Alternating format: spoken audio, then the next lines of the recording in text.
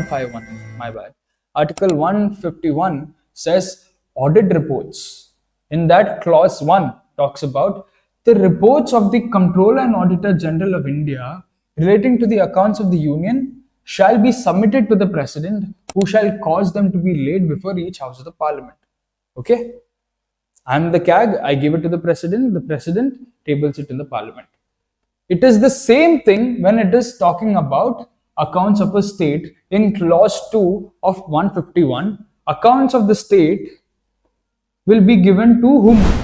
Will be given to the governor of that state. Governor of that state. By whom? By the CAG. And who will table it where? Or laid before the legislative assembly of that particular state. Okay? CAG provisions are small. Fine. Have you understood?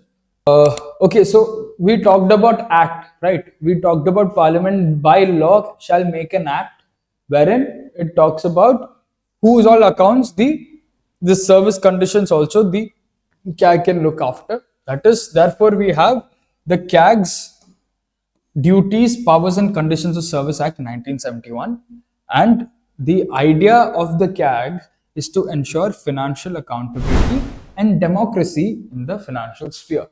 Okay. According to Article 148, Clause 1, there shall be, or it talks about appointment and removal of CAG. You can just write in your answer, Article 148 says that, talks about appointment and removal. Is this answer wrong? Is this answer wrong, 148? This answer is also not wrong. And it is okay that if you forget this clauses in your answer, it is fine. But the reason I'm giving you is that you can sometimes kya hota hai na, people don't read it chronologically.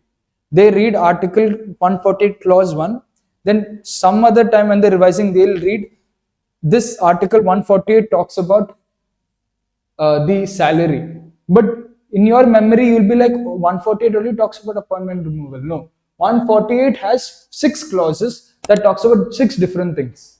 So until you have an idea that it talks about 6 different things, read the clauses along. Clauses पढ़ लो, अगर clauses याद नहीं आ रहे कोई दिक्कत नहीं. But you need to know that 148 not only talks about appointment removal, talks about salary, talks about eligibility of further appointment, also talks about the administrative expenses.